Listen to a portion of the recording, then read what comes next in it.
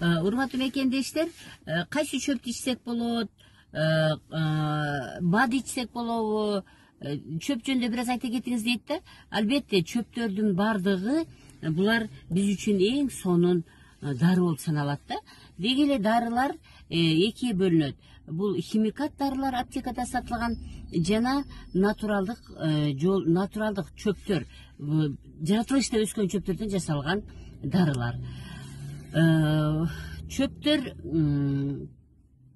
мисалы сиз чөптү алып өзүн, мисалы эрменди алалы. Эрмен бул эң жакшы ичеги карындагы курттарды өлтүрө турган чөп болуп саналат. Сиз эрменди алыңыз дагы кайнатып ичтиңиз.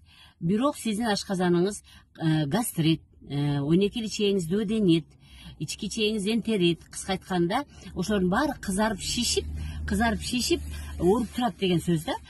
Сиз ошол накта чөптүн өзүн алып туруп демдеп иче турган болсоңуз, кээ бир адамдардын гастрити өтө обострение болуп аткан мезгилде, ошол мезгилде аябай катуу ооруп турса, ички ичегилер аябай кызарып шишип турат деген мезгил да. Сезгенүү деген сөз, шамалдады деген сөз. Ошол жер, ошол орган кызарып шишип турат. Анын ички слизистый, былжыр челиндеги клеткалар кызарып шишип турат. Өзүнүн согун жакшы чыгара албай атат деген сөз да.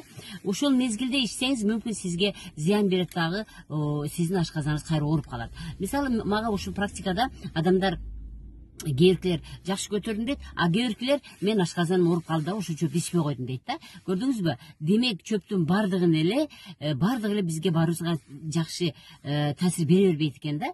Ал деген кызарып шишип турган органдарды кайра оорутуп коюшу мүмкүн экен. Ошон үчүн чөптөрдү фабрикаларда, биофабрикаларда болобу, ошо аптекага окшогон фабрикаларда чөптүн зыяндуу жагын алып салып, зыянсыз жагын калтырып туруп, аны балга аралаштырып, майга аралаштырып, капсула, мазь,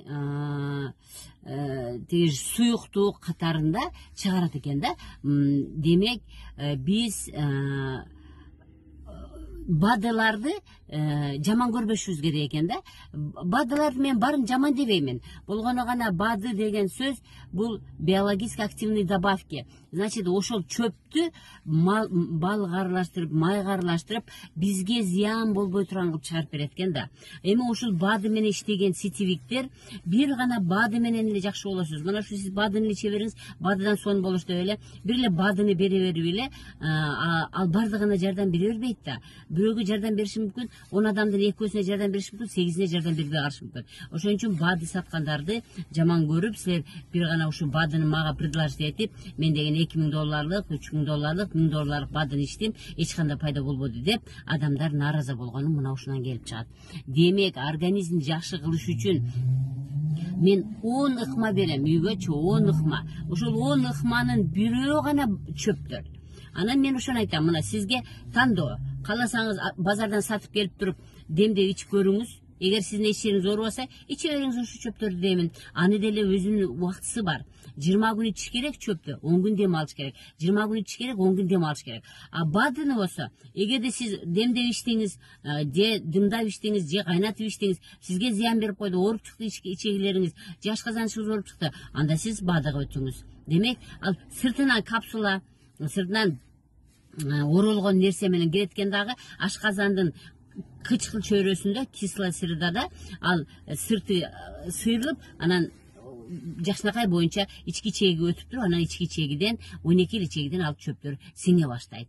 Демек, же чөптү өзүнчө ичиңиз, өзүңүз даярдап, эгер жакпаса, анда бадыны алып ичиңиз. Эми бады десе эле баардык бадыны эле толтуруп алып ичпестен, эң жакшы кеңеш, урматтуу мекендештер, сиз жазында, күзүндө 3 ай 90